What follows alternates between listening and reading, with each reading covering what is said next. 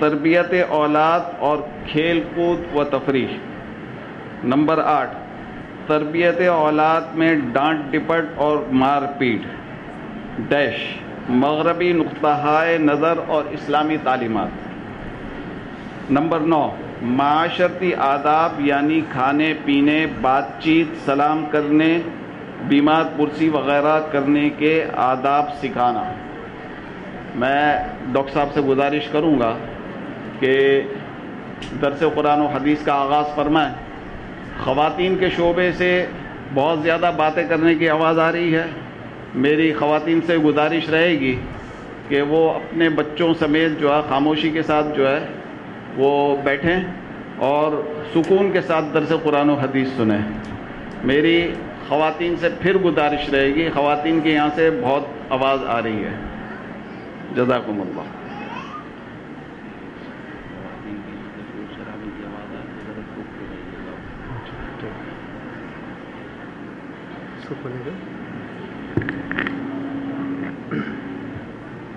الحمد للہ رب العالمین والصلاة والسلام علی رسولہ الکریم۔ اعوذ باللہ من الشیطان الرجیم، بسم اللہ الرحمن الرحیم۔ یا ایہا الذین آمنوا قوا انفسکم واہلیکم نارا وامر اہلک بالصلاة واصطبر علیہا انما اموالکم واولادکم فتنہ۔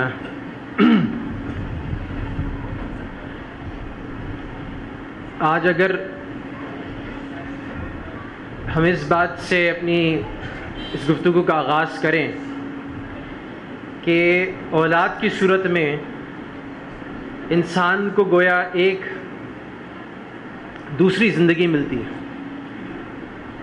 تو بہت سارے تجربوں کے بعد جب وہ اس قابل ہو جاتا ہے، دینداری اس میں آ جاتی ہے، سمجھ بوجھ آ جاتی ہے، تو وہ چاہتا ہے کہ جب اس کی اولاد زندگی گزارے تو وہ غلطیاں، وہ حماقتیں، وہ کوتاہیاں جو اس سے اس کی جوانی میں ہوئیں، لڑکپن میں ہوئیں، وہ ان سے محفوظ رہے۔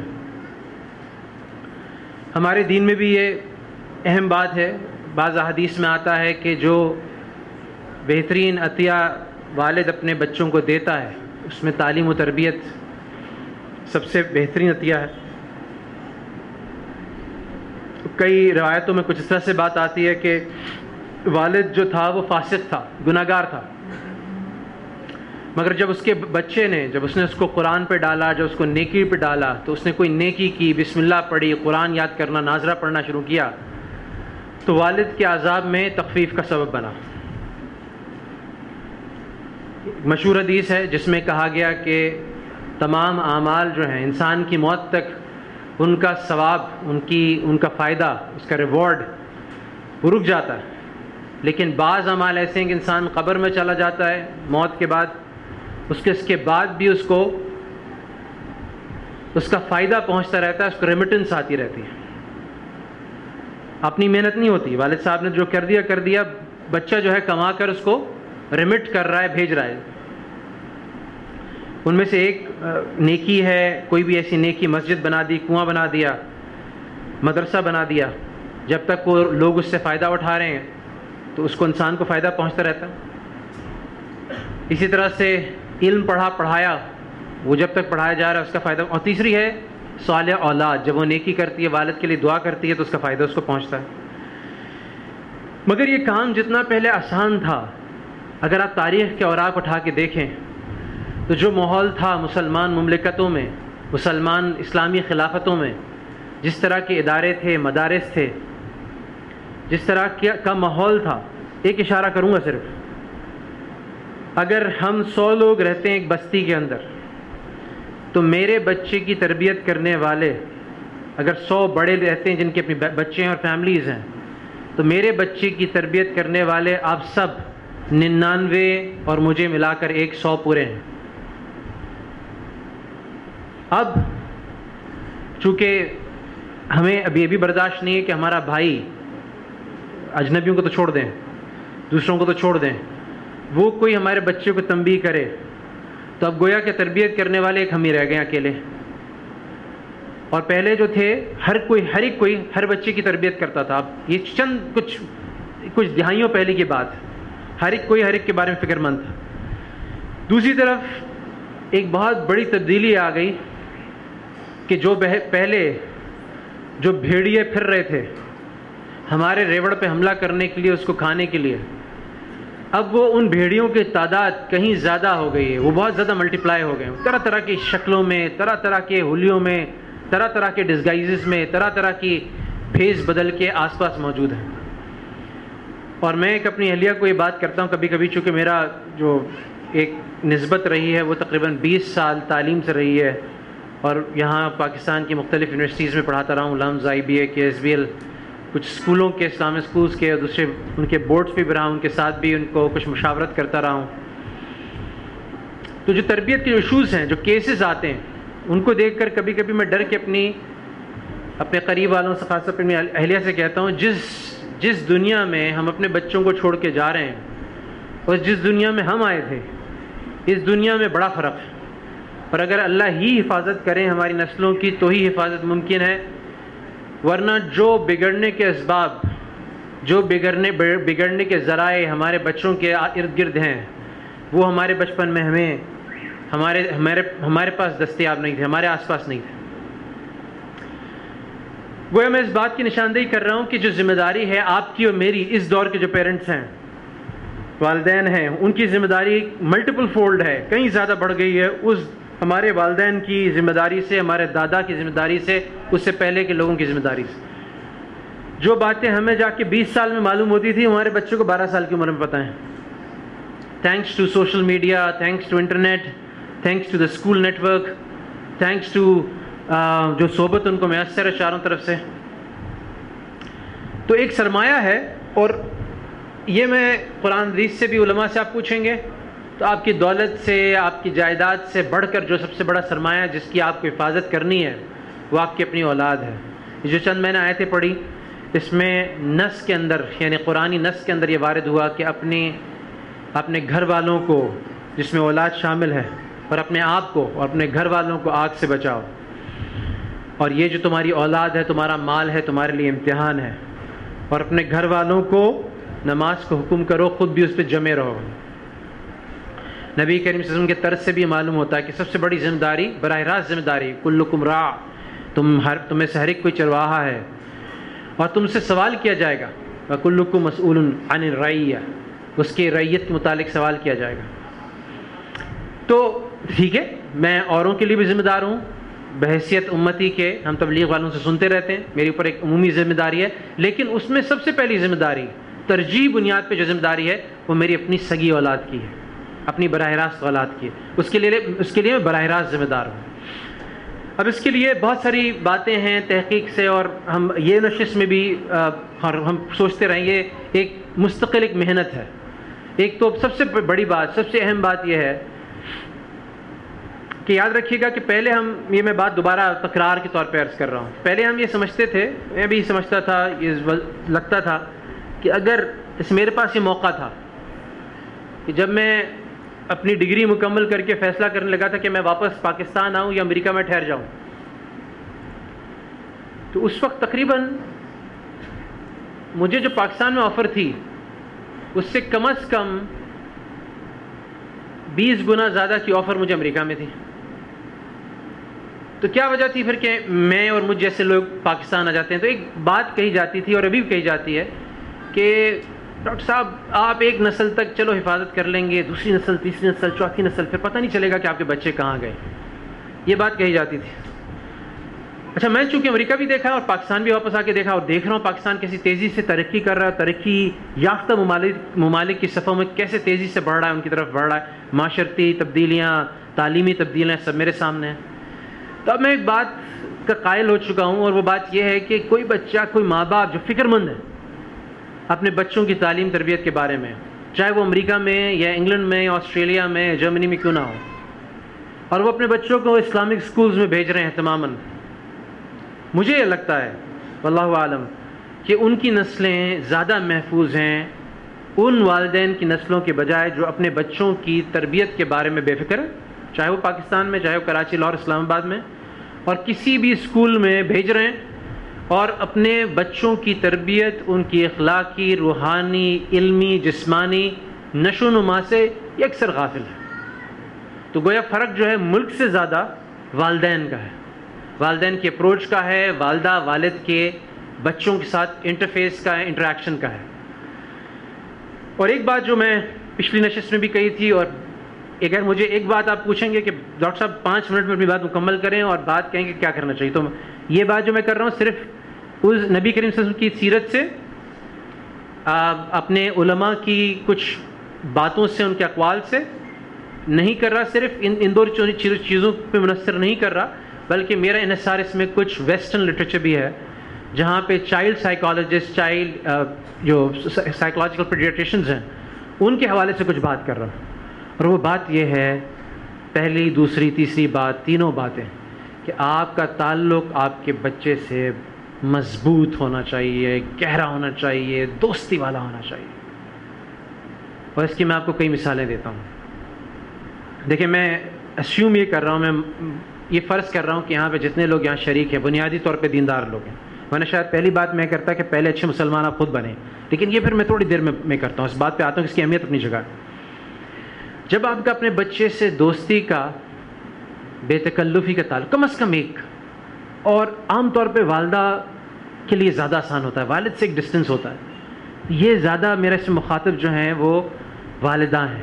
لیکن والد کا یہ مطلب نہیں کہ والد، کیونکہ ہماری جو سب سے اچھی مثال قرآن میں بیان کی گئی ہے جن صاحب کی، جو بہترین والد کا جس کا رول بتایا گیا ہے، وہ سورہ یوسف میں حضرت یعقوب علیہ السلام کو بتایا گیا. اور حضرت یوسف علیہ السلام جو اپنے خواب کا ذکر کر رہے ہیں، تو وہ آبتی، میرے ابا جان میں نے یہ خواب دیکھا ہے.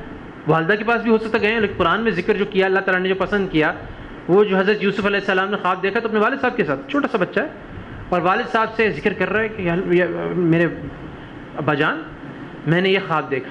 تو ایک اس آیت سے ایک سبق یہ ملتا ہے کہ بچے آ کر دل کی ہم سے کہنے والے ہوں. ہوتا کیا ہے؟ ہوتا یہ ہے کہ ہم اپنے روب و دبدبے کی وجہ سے اپنی مصروفیت میں، مثلا میں کاروباری آدمی، اور میں سارا دن دکان کی محنت کر کے رات میں 10 بجے جب گھر میں آیا ہوں، میں کھانا کھا کر تھوڑا سا اخبار دیکھ کر، تھوڑا سا خبریں پڑھ کر، ادھر ادھر دوستوں سے بات چیت کر کے کچھ کام نپٹا کر کے سونا چاہتا ہوں. اب میرے اوپر گزرتا ہے کہ کوئی بچہ مجھ سے آ کے بلا وجہ وہ آ کے، اچھا بچے کے دل میں اللہ نے ایسی محبت ڈالی کہ وہ والدہ تو سارا دن ساتھ ہے، تو والدہ کی محبت اگرچہ زیادہ ہے لیکن والدہ سے اتنا والد صاحب کی محبت ایک دم اس کے دل میں آتی ہے، وہ بھاگا آتا ہے، چھوٹا بچہ خاص طور پہ، اور والد سے لپٹتا ہے، چپٹتا ہے، لیکن والد جو ہے عام طور پہ اس سے تھوڑی دیر کے لیے چڑھتا ہے. یہاں پہ طرز عمل یہ ہونا چاہیے کہ اس بچے کے ساتھ ہم فوراً جاتے ہی اس کو گود میں اٹھائیں، اس کو ہوا میں اچھالیں، اس کو اپنے چپٹائیں، اس سے پوچھیں بیٹا کیسے ہو، کیسی گزری، تو اس سے وہ تعلق قائم ہوگا. اور اسی طرح سے والدہ جب بچہ اسکول سے آیا ہے، مدرسے سے آیا ہے، تو پوری دن کی کھانا کھلا رہی ہیں، ساتھ ساتھ اس کو نہلا رہی ہیں، ساتھ ساتھ اس سے پوچھتی جا رہی ہیں آج کیا ہوا، آج تمہارے دوست احمد نے کیا کیا، آج ٹیچر نے، انگلش کی ٹیچر نے کیا کہا. اچھا، اب میں بڑی عجیب بات کہہ رہا ہوں کہ یہ کتاب ہے پیرنٹنگ اسٹریس چائلڈ، ایک ویسٹرن اتھارٹی ہے مشیل بیلی، انہوں نے لکھی ہے. وہ بھی اس میں لکھتی ہیں دین کی بات بھی ہماری ہے. جہاں آپ کو کوئی تغیر نظر آئے، جہاں پہ کوئی تبدیلی نظر آئے، جہاں پہ کوئی انوکھا اس کے رویے میں تبدیلی نظر آئے، فرق نظر آئے، وہاں پر اس بات کا امکان ہے کہ بچہ کسی سٹریس سے گزر رہا ہے، بچے کو کوئی چیلنج سامنے درپیش ہے. مثال دیتا ہوں، یہ میں اپنے کچھ بچوں کی مثال دے رہا ہوں، کچھ ارد گرد والوں کی مثال دے رہا ہوں جہاں پہ کوئی تبدیلی تھی، والدہ نے نوٹ کی، والد نے نوٹ کی، اور پیچھے جو ہے ایک بڑا زبردست خطرہ تھا جو اس کے پیچھے تھا. مثالیں دے رہا ہوں. ہمارے ایک صاحبزادے جو ہیں وہ سر میں درد کی شکایت کرنے لگا، یہ بھی انہوں نے لکھا ہوا ہے کتاب میں، chest pain, head aches, stomach pains مستقل اگر ہو رہے ہیں، بچہ چڑچڑا ہو رہا ہے، بچہ اپنے بیہیویئر میں وائلنٹ ہو گیا ہے، ادھر ادھر ہاتھ پاؤں مار رہا ہے، یہ ساری اس بات کی علامتیں ہیں کہ بچے کو کوئی چیلنج درپیش ہے. اور اگر والدین نے انٹرونشن نہیں کی، اگر والدین نے اس کو نہیں سنبھالا تو آگے مزید مسئلہ بنے گا. تو پتہ چلا کہ کچھ ایسا ایشو تھا کہ نوکروں میں سے کوئی اس کے ساتھ اس کا رویہ ٹھیک نہیں تھا. میں اس کی تفصیل میں نہیں جانا چاہتا، ظاہر ہے وہ بعد میں ہمیں صرف بیہیویئر سے وہ چیز پتہ چلی، اور اس کے بعد ہم نے انٹرونشن کی. جب اس کو نوکر کو نکالا تو سر درد بھی رخصت ہو گیا. ایک دفعہ ایک اور بچے کے سلسلے میں یک صحت ہے بچہ, وہ تغیر کی بات کرتا, تبدیلی کی بات کرتا. یک کیا ہوا کہ وہ بچہ جو ہے وہ چڑچڑا ہونے لگا, ہر بات میں چڑچڑا, جیسے انگریزی میں ہم کہتے ہیں throwing tantrums, ہر وقت کسی بات پہ ناراض. انگریزی میں کہتے ہیں he is not acting himself, she is not acting herself. بچہ وہ بچہ نہیں ہے, تبدیلی نظر آ رہی. پتہ چلا تو اس کے ساتھ اس کی کلاس میں کوئی بچہ اس کے ساتھ کچھ ایسی باتیں کر رہا ہے, نازیبا باتیں کر رہا ہے, اس کو کچھ نازیبا باتیں سکھا رہا ہے, جس کی وجہ سے اس بچے کے اوپر بوجھ آ رہا ہے. اور جب بچے کے اوپر بوجھ آ رہا ہے تو اس سے سنبھالا نہیں جا رہا. اب ذرا کاؤنسلنگ ہوئی, ذرا سے اس کی تھراپی ہوئی, ذرا سے اس کو لے کر چلے, اس کا ایک سیشن ہوا, آہستہ آہستہ بچہ کھلا.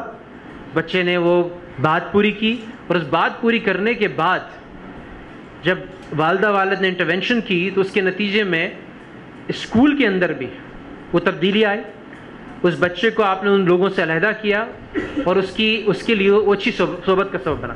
تو گویا کہ والدین کو اپنے بچے کے تمام دوستوں کے نام جو ہیں ان کی ٹپس پہ ہیں, اور وہ جانتے ہیں کہ ان میں کیا ہے. تو والدہ صاحبہ کبھی بچے کو سمجھا رہی, بیٹا وہ بچے سے تھوڑا سا دور رہا کر, کبھی ہاں سلام دعا کر لو لیکن تھوڑا سا دور, ہاں فلاں بچے کے ساتھ اٹھا بیٹھا کرو. کیونکہ والدہ کی بچے کی بات چیت سے, پیرنٹ ٹیچر میٹنگ میں شرکت سے اتنی تفصیل سامنے آ گئی, اس کو اتنا پتا ہے کہ بچہ کس کے ساتھ ہینگ آؤٹ کر رہا ہے. دیکھیں آپ سے میں پوچھوں گا, آپ کے سب سے بڑی متا کون سی ہے, آپ کے سب سے بڑی انویسٹمنٹ کیا ہے, آپ کی سب سے بڑی بلونگنگ, آپ کی سب سے بڑا اثاثہ کیا ہے؟ کیا آپ کہیں گے وہ ڈیفینس کا پلاٹ, یا آپ کہیں گے جو 5 ملین کا میرا بینک بیلنس اس انویسٹمنٹ میں نے رکھا ہوا ہے, اسلامک سیکیورٹیز میں لگایا وہ, یا آپ کہیں گے کہ آپ کی اپنی ڈگریاں, یا آپ کہیں گے میری پارٹنرشپ انویسٹمنٹ وہ شیئرز میں نے خریدے ہیں, یا آپ کہیں گے کہ جو میری اولاد ہے, جو میرا علی ہے, حسن ہے, احمد ہے, جو میری آمنہ ہے, فاطمہ ہے, یہ سب سے بڑی انویسٹمنٹ ہے میری. اور یہ چیزیں جو نا ان کو کچھ آگے پیچھے ہو جائے لیکن میرے بچوں کو, میری نسلوں کو کچھ نہ ہو. دیکھیں ہمارے اندر اللہ تعالیٰ نے چیز عجیب, میں ایک آیت آپ کو پڑھ کے سناتا ہوں, یہاں سے قرآن شریف میں آتا ہے سورہ طور میں. اللہ سبحانہ وتعالیٰ فرماتے ہیں بسم اللہ من الشیطان الرجیم والذین آمنوا واتبعتهم ذریتهم, جو لوگ ایمان لائے اور ان کا اتباع کیا ان کی ذریات نے, ان کی نسلوں نے, ان کے بچوں نے, بإیمان, ایمان کے اندر, الحقنا بہم ذریتهم والتناهم من عملهم من شیء, ہم ان کی ذریات کو ان کے ساتھ ملا دیں گے جنت میں. الحقنا کا مطلب الحاق کر دیں گے, ملا دیں گے ساتھ. تو گویا کہ کیا ایمان کی شرط ہے, اس میں اعمال کی شرط بھی لگائی. اس میں مفسرین فقہاء نے لکھا ہے کہ والدین ایماندار مومن تھے, اچھے اعمال والے تھے, بچے اس درجے کے اعمال والے تھے بھی نہیں, ایمان میں ان کا اتباع کیا, ان کو ملا دیں گے ساتھ, ان کی جنت, ان کا لیول ریز کر دیں گے, وہ بچے آپ کے قریب ہو جائیں گے, اینڈ وائس ورسا. اس کا الٹ بھی, اگر بچے آپ سے آگے نکل گئے تو آپ کو ان سے ملا دیں گے, اوپر کی طرف ملائیں گے, نیچے کی طرف نہیں ملائیں گے. مفسرین نے لکھا کہ یار یہ بچے تو کبھی کبھی آدمی, تو جنت تو شہوات کی جگہ ہے, جنت تو خواہش پورے کرنے کی جگہ ہے, تو بچے کبھی کبھی تو آدمی چڑھتا بھی تو ہے نا بچوں سے. اب وہاں پہ حوریں ہیں, باغات ہیں, کھانا پینا ہے, تو یہ بچے بھی بیچ میں آ جائیں گے. بچوں کے لیے ٹائم نکال لے گا انسان ان چیزوں سے نکل کے. تو بتایا کہ بچوں کے اندر انسان کی جو دل لگا ہوا ہے, یہ قرآن کی آیت سے نص سے ثابت ہے کہ ہم نے تمہیں نساء سے شہوات اور بچوں, بنین اور اولاد نرینہ خاص طور, تو یہ چیز نص سے ثابت ہے. تو بچوں کی جو خواہش, وہاں پر بھی جنت میں جا کر بھی تمام حوروں, غلمان اور جنت کی نعمتوں کے درمیان بھی آپ اپنی اولاد سے مستغنی نہیں ہوں گے, آپ کو اولاد وہاں بھی یاد آئے گی. اور یہ بھی کہا ہے کہ جیسے حضرت نوح علیہ السلام کے کیس میں, یا کوئی ایسا نیک آدمی ہو جس کی اولاد, اللہ ہم سب کی حفاظت فرمائے, کیونکہ بہت بڑا فتنہ, یہ بہت بڑی امتحان ہے کہ کسی کی اولاد جو ہے مسلمان نہ رہے اور وہ جہنم اہل النار میں سے ہو, تو وہ ظاہر جنت میں کچھ جائے گا, اس کو تو دل میں محبت ہے, تو اللہ تعالیٰ اس کی دل کی محبت کو محو کر دیں گے, مٹا دیں گے, اس کو بھلا دیں گے اس کا کوئی بیٹا بھی تھا. تو گویا کہ موت کے بعد بھی, جنت میں جانے کے بعد بھی ہمیں اولاد, اور وہاں پہ بھی فیملی اکٹھی ہے, فیملی ریونین ہوگا جنت میں بھی, جس سے آنکھیں اللہ تعالیٰ ٹھنڈی کریں گے. تو اس دنیا میں گویا کہ سب سے بڑی متاع, اور میں یہ کہہ رہا ہوں کہ اس سب سے بڑی متاع اور سب سے بڑے اثاثے کو آپ کے اور میرے ایک بڑا خطرہ لاحق ہے. یہ جو دیندار حضرات ہوتے ہیں نا ہمارے جو مدرسے کے، اور سارے، میں بھی ہوں مدرسے کا، انہی میں سے ہوں، ان لوگوں کو یہ تو نظر آتا ہے کہ معاشرے میں بے حیائی پھیل رہی ہے، مخلوط تعلیم، مخلوط یہ وہ، ویلنٹائنس ڈے، فلاں چیز، یہ بڑی نظر آتی ہے. لیکن یہ خطرہ جو تیزی کے ساتھ پھیل رہا ہے ذرا چھپا ہوا ہے، اور مجھے چونکہ اس سے واسطہ پڑتا ہے، میں اس کی نشاندہی کرتا ہوں. وہ خطرہ اس بیائی سے میرے نزدیک 100 ٹائم زیادہ ہے.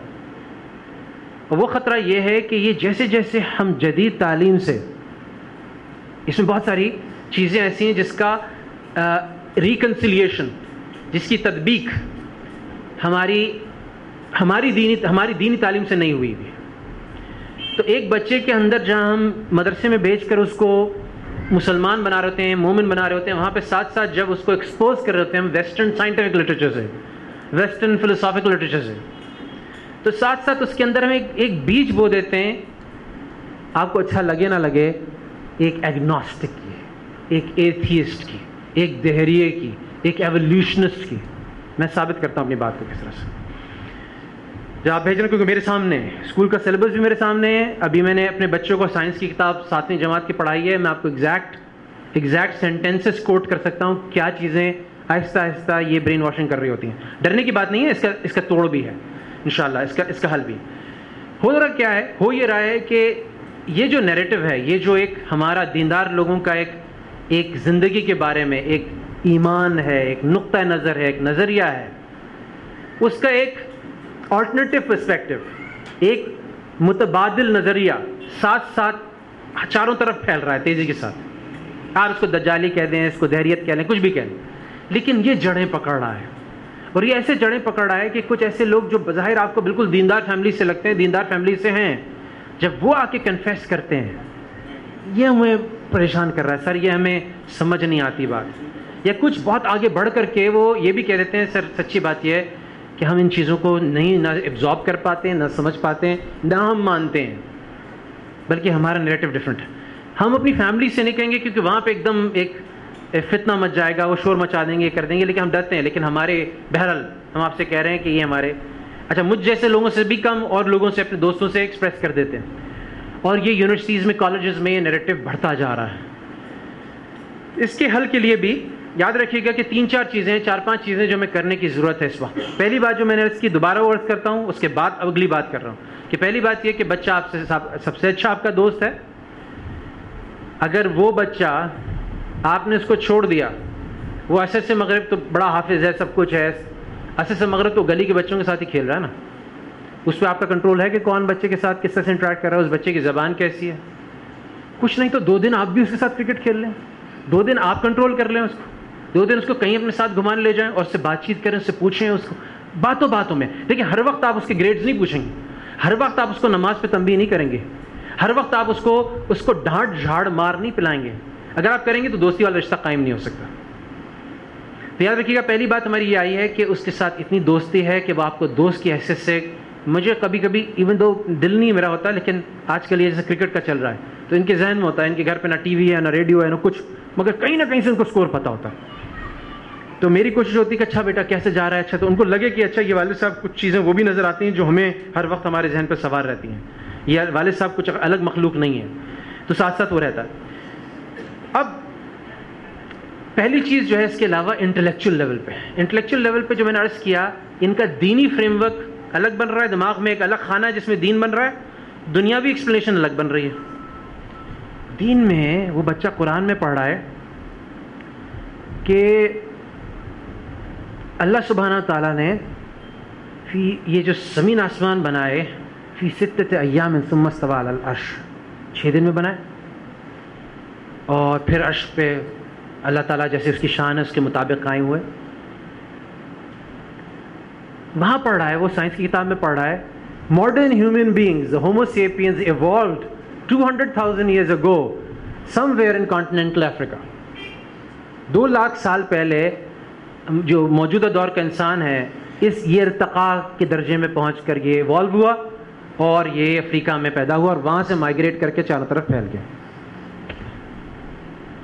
دونوں چیزیں ٹکرا رہی ہیں. اب بچے کے ٹیچر اسکول کتاب میں لکھا ہوا ہے، وہ بچہ سائنس میں ہر سال وہ ری انفورس ہو رہا ہے، سائنس کی ایک کتاب ہے، وہ اس میں نیریٹو، چاہے وہ سنگاپور کی کتاب ہو، اے لیولز میں پڑھائی جاتی ہے، اس کا نیریٹو کریشنسٹ نہیں ہے، اس کا نیریٹو جو ہے وہ ایولیوشنسٹ ہے. آپ بتا رہے ہیں کہ یہ، اب بچہ کس کو مانے؟ وہ آپ کی چند مولوی حضرات لوگ، وہ تو بیچارہ ترجمہ بھی نہیں پتا اس کو، وہ ایک جگہ میں اس کو وہ بات پڑھائی جا رہی ہے، یہاں پورا معاشرہ وہ زبان بول رہا ہے، وہ انگریزی کا ایک درجہ ذرا سا زیادہ ریسپیکٹیبل ہو گیا ہے تو اس کو وہاں سے سورس سے آ رہی ہے. تو گویا کہ آہستہ آہستہ اس کے اندر یہ خیالات نشو و نما پا رہے ہیں. سائنس کہہ رہی ہے کہ یہ کہہ رہے 6 دن میں، سائنس کہہ رہی ہے کہ جو بڑی واضح کیلکولیشنز ہے، کاسمولوجسٹ کنورج کر رہے ہیں کہ تقریباً 13.7 بلین پرانی ہے ہماری یونیورس، اور یہ جو زمین ہے جسے ارتھ کہتے ہیں، عربی میں ارض کہتے ہیں، اس کی عمر جو ہے نا 4.5 بلین سال کے قریب ہے. اب بچے سے کہے کوئی ہو تو اس کو بتائے کہ دیکھو یہ دن رات کا حساب اللہ تعالیٰ نے قرآن میں اور جگہ بھی فرمایا کہ یہ جو قیامت کا دن ایک دن ہے، یہ تمہارے دنوں کے مطابق 50,000 سال کے برابر ہے. تو دنوں کا حساب ریلیٹو ہوتا ہے. اس کو کوئی یہ بتانے والا ہے کہ جو سب سے کلوزسٹ پلانٹ ہے، جو بالکل قریب ہے، اور جو ارتھ ہے، اس کا دن جو 24 گھنٹے کا دن، اگر پلوٹو کا دن لیں آپ تو 80 سال کا، جو سب سے دور پلانٹ ہے اس کا 80 سال کا ایک دن ہے، تو ایک اس کا سال ہے. تو کہنے کا مطلب یہ ریلیٹو ہوتا ہے. تو اللہ سبحانہ تعالیٰ کے 6 دن جو ہیں وہ کاسمولوجیکلی کیا ہو سکتا ہے، اس کو کوئی بتانے والا تو ہو تاکہ اس کی تطبیق ہو سکے، اس کو سمجھ میں آ سکے، وہ پک کر سکتے، وہ ایک انٹیگریٹڈ نیریٹو، ایک سمجھے ریکنسائل نیریٹو بنا سکے. تو ایک انٹلیکچولی ہمیں بچوں کو محنت کرنے کی ضرورت ہے. جہاں پر ہم ان کو بتا رہے ہیں تو ہم ساتھ ساتھ ہم اس کو پڑھا رہے ہیں ساری چیزیں، دنیا کیسے بنی، جانور کیسے ہیں، دیکھو اللہ نے کیسے، اب ساتھ ساتھ تھوڑا سا آپ پڑھا رہے ہوں گے، یا کسی دیندار اسکول میں آپ نے ڈالا ہوگا تو ٹیچر یہ ساتھ ساتھ بات ڈالا ہوگا، وہ پڑھا رہا ہوگا کہ دیکھو کیسے اللہ سبحانہ تعالیٰ نے یہ جراثیم پیدا کیا، وہ بیکٹیریا پڑھ رہا ہے، وہ بایولوجی میں بیکٹیریا پڑھ رہا ہے، چھوٹی سی فارم وائرل اور بیکٹیریا سے فرق کر رہا ہے، دیکھو اللہ تعالیٰ نے کیسے نظام بنایا. اور چھوٹی سی بات والدہ نے والد نے ایڈ کر دی، کیا بات ایڈ کر دی؟ یہ دیکھو نبی کریم صلی اللہ علیہ وسلم نے کیسے ہمیں سکھایا کہ ہاتھ دھو کے کھانا کھاؤ. اور یہ دیکھو یہ UN والے جو ہے نا، یہ ملینز آف ڈالرز اس لیے خرچ کرتے ہیں افریقہ میں کہ تاکہ بچے جو ہیں انفنٹ مورٹیلٹی، یعنی بچوں کی جو تیزی سے بچے مرتے ہیں اس وجہ سے کہ ان کو ڈائریا ہو جاتا ہے، تو صرف وہ ہاتھ دھو کے کھانا کھائیں، اس کے لیے ملینز آف ڈالرز خرچ کریں. نبی کے سنت میں اپنے سکھا دیا. اب یہ ایک انٹیگریٹڈ اس کا دونوں چیزیں ساتھ لے کے چل رہا ہے. تو انٹلیکچولی آپ کو بھی آج کل کے چیلنجز سے تھوڑا سا سمجھنا پڑے گا، اور بیچ میں آپ کو پڑھانے میں چیزیں ڈالنی پڑیں گی. یاد رکھیے گا کہ یہ جو ماڈرن ڈے سائنس ایوالو ہوئی ہے، یہ ان کے ڈارک ایجز میں جب یہ لوگ کہتے تھے کہ زمین جو ہے، اور گلیلیو سے لڑتے تھے چرچ والے کہ زمین جو ہے دنیا کا سینٹر ہے، ہمارے علماء، ہمارے سائنٹسٹ کبھی آپس میں نہیں لڑے. مسلمانوں کی بات کر رہا ہوں. علماء نے، مولوی حضرات نے اس زمانے کے جو ہمارے علماء تھے جنہوں نے الجبرا ایجاد کی، کیمسٹری میں ترقی کی، سائنس میں ترقی کی، ہمارے علماء نے، کیونکہ نیریٹو ایک تھا دونوں کا، دین اور سائنس جو تھے وہ ایک دوسرے سے متنازع، ایک دوسرے سے معارض نہیں تھے، ٹکراتے نہیں تھے، تبھی ہم نے تو یہاں پر بھی ہمیں وہ نیریٹو ہمیں کرنا ہے. اچھا وہ اب ہسٹری میں مثال دے رہا ہوں. ہسٹری میں جو ٹیچر عام طور پہ پڑھا رہی ہے، او لیولز میں جتنے بچے پڑھ رہے ہیں، عام طور پہ ان کے ٹیچر جو پڑھائے گی تو اس میں اکبر بادشاہ کو وہ ہیرو دکھائیں گے اور اورنگزیب کو عام طور پہ ولن دکھائیں گے. وجہ کیا ہے؟ وجہ یہ ہے کہ میں چھوٹی چھوٹی مثالیں دے رہا ہوں. اورنگزیب اس کو اکبر کو دکھائیں گے کہ بڑا پلورلسٹک تھا، آل ایمبریسنگ تھا، اس نے دین کی بنیاد پر تنگ نظری کا ثبوت نہیں دیا، بلکہ اس نے ایک مرجر کی، ایک انضمام کی صورت نکالی، دین الہی ایجاد کیا، راجپوتوں میں اپنی وہ بہا کے لایا، ہندوؤں کے ساتھ شادیاں کی، اور ساتھ ساتھ اس نے ایک ایوالو کیا جس میں، جسے کہتے ہیں آج کل بڑا ورڈ چلا ہوا ہے کہ انٹر ریلیجس ہارمنی، یعنی بین المذاہب عام طور پہ آپس میں ایک ایکسیپٹنس اور ایک آپس میں محبت اور یہ ساری چیزیں اس نے وہ قائم کی. اچھا یہ آپ کو مجھے پتا ہے کہ اس نے جو آئیڈیاز داخل کیے وہ بنیادی عقائد کو ہلا دینا، تو یہ ساری چیزیں بچے کے ذہن میں آہستہ آہستہ جا رہی ہیں. ظاہر ہے وہ بچہ جب آگے چل کر جب اسے گریجویٹ کرتا ہے تو اس کے ذہن میں ساری چیزیں ہوتی ہیں، اور پھر یہ سبب بن سکتی ہیں ارتداد کا، فتنے کا. تو اگر ہم نے ساتھ ساتھ یہ ایک انٹلیکچوئل لیول پہ، علمی لیول پہ اگر ہم نے ساتھ ساتھ بچوں کو لے کر نہ چلے تو پھر یہ آگے سبب بن سکتا ہے الحاق کا، اس کے زندقہ کا، ارتداد کا، ان سب چیزوں کا. تو یہ ہمیں سمجھنے کی ضرورت ہے کہ زیادہ ذمہ داری ایجوکیشنسٹ کی ہے، لیکن ہماری بھی ذمہ داری جو پیرنٹس ہیں، ہمیں پتہ ہونا چاہیے بچوں کو کیا پڑھایا جا رہا ہے، اس کی انٹیگریشن کیسے ہو رہی ہے. پھر آ جائیں سارے گیجٹس پہ، سوشل میڈیا، انٹرنیٹ، آئی فون، سیمسنگ، یہ ساری چیزیں. یاد رکھیے گا کہ آپ اپنے بچے کو ایون ٹین ایج تک کبھی بھی ان کو فری ایکسیس نہیں دے سکتے وداؤٹ سپرویژن. جب آپ نے ان کو فری ایکسیس دے دیا اور وہ خود اپنی سرچ کر رہے ہیں، آپ میں سے جو لوگ بھی انٹرنیٹ پہ بھیجتے ہیں، ہم بڑی ایک معصومانہ چیز سرچ کر رہے ہوتے ہیں اور بعض سرچ میں ایسی چیزیں آتی ہیں ہم خود حیران ہو جاتے ہیں یہ کہاں سے آ گئی. تو یاد رکھیے کہ بہت ساری چیزیں یہاں پلانٹڈ ہیں. تو یاد رکھیے گا کہ یہاں پہ بچوں کے معصوم ذہن کو اگر آپ نے بگاڑنا ہے، اگر ان کو ڈسٹرب کرنا ہے، اگر پریشان کرنا ہے، تو ان کے ہاتھوں میں گیجٹس پکڑا دیں اور سپرویژن چھوڑ دیں. لیکن اگر آپ نے ان کی معصومانہ، ان کی فطرت کو تحفظ دینا ہے، آپ چاہتے ہیں کہ نشو نما فطرت پہ ہو، ان کی معصومیت برقرار رہے، وہ ایک اچھے مسلمان نکھر کے آئیں، وہ شروع سے ایسے، تو جو وائلنس ہے ان چیزوں کے ذریعے سامنے آتی ہے، جو بے حیا کی چیزیں ان چیزوں کے ذریعے سامنے آتی ہیں، یقین مانیں اگر آپ نے ان کو اکیلا چھوڑا تو 99% نہیں 100% چانس یہ ہے کہ ایک دن میں نہیں، 2 دن میں نہیں، 1 مہینے میں نہیں، 2 مہینے میں نہیں، ان کے سامنے ایسے مناظر آئیں گے جو آپ کبھی بھی نہیں چاہتے کہ آپ کے بچوں کے سامنے آتے. اور یاد رکھیے اگر یہ کم ایج پہ یہ ڈسٹربنگ مناظر آتے ہیں تو یہ ساری زندگی ان کے ذہن میں چپکے رہیں گے. اور اس میں صرف میں بے حیائی کی بات نہیں کر رہا بلکہ وائلنس کی بھی بات کر رہا ہوں. ایسی تصویر ہم اپنے بچوں کو نہیں دکھانا، اگرچہ ہم اپنے بچوں کو بہت بتاتے ہیں سیریا میں یہ ہو رہا ہے، اپنی زکوٰۃ صدقات وہاں بھیجو، اپنی زیور تک قربان کرو، لیکن وہاں کے مناظر ہم اپنے بچوں کے ذہن میں نہیں دکھانا چاہتے. اور اس کی وجہ ہے کہ اس سے نفسیاتی امراض سامنے آتے ہیں. تو یاد رکھیے گا کہ ہم جو دیں گے، اب یہ عجیب بات ہے کہ یہ کوئی مولوی صاحب نہیں، کوئی مفتی صاحب نہیں، کوئی اسلامی ادارہ نہیں، بلکہ امریکن اکیڈمی آف پیڈیاٹرکس، جو امریکہ کی بڑی ایک علمی تنظیم ہے بچوں کے ڈاکٹرز کی، وہ تجویز کر رہی ہے کہ you must limit the screen time, you must limit the screen time to the maximum of 2 hours per day.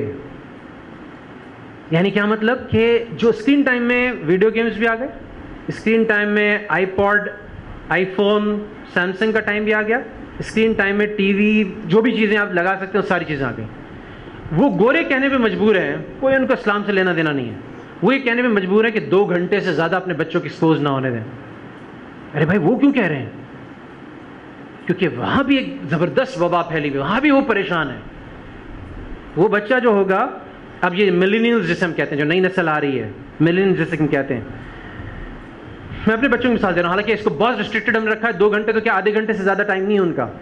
یہ بھی تھوڑا سا، اب ہم یہ کہتے ہیں کہ جس دنیا میں وہ بچے آ رہے ہیں تو یہ مطلقاً بھی اس کو ان کو منع نہ کریں، کیونکہ آپ منع کریں گے کہیں سے رستہ نکال کے دوست کے گھر جا کے، کسی اور کے گھر جا کے وہ ایک کام شروع کر دیں گے. تو بہتر ہے کہ آپ کے ذریعے ہو اور آپ چیزیں نکال کے دیں. بھائی یہ کلپ دیکھ لو، آپ نے دیکھ لی، وہ کلپ دیکھ لیں، کوئی جانوروں کی ہے، کوئی اچھے ورلڈ جس میں کوئی قباحت نہیں ہے، آپ نے اس کو پروف کر کے ان کو دکھا دیا، بجائے اس کے کہ ان کا شوق کہیں غلط طریقے سے پورا.